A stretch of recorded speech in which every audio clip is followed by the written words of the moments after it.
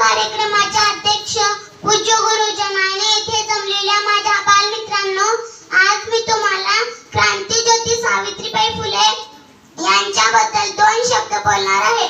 तरी आपण शांतपणे ऐकून घ्यावे ही माझी नम्र विनंती.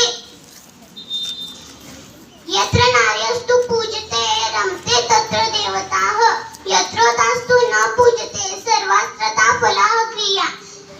जेथे स्त्रियांची पूजा केली जाते तेथे देवता निवास करतात आणि जेथे स्त्रियांची पूजा केली जात नाही तेथे कोणतेही कार्य निष्फळ ठरते.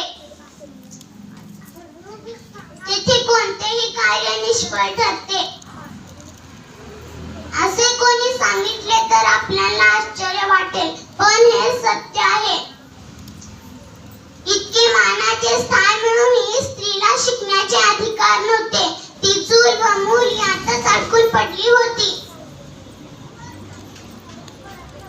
3 जानेवारी 1831 रोजी नायगाव येथे जन्मलेल्या सावित्रीबाई फुले यांनी स्त्री शिक्षणाची मुहूर्तमेढ ठरवली. तो दिवस म्हणजे 5 सप्टेंबर 1948 होय. भिडेच्या वाड्यात मुलींसाठी शाळा सुरू केली.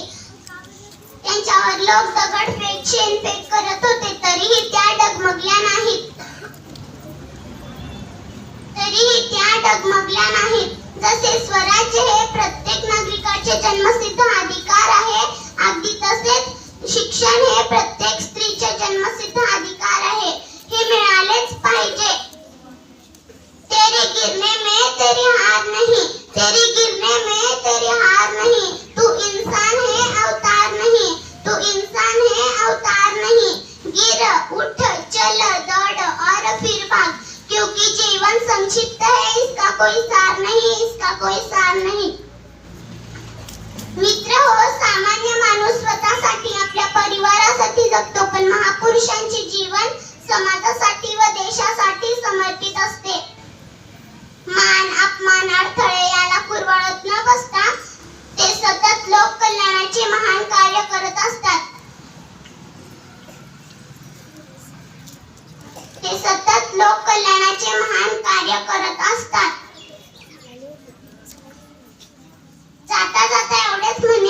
जाता जाता एवढेच म्हणेन, स्त्री शिक्षणाची तूच कैवारी, स्त्री शिक्षणाची तूच कैवारी, तुझ्यामुळे शिकते आज प्रत्येक नारी, प्रत्येक नारी, प्रत्येक नारी.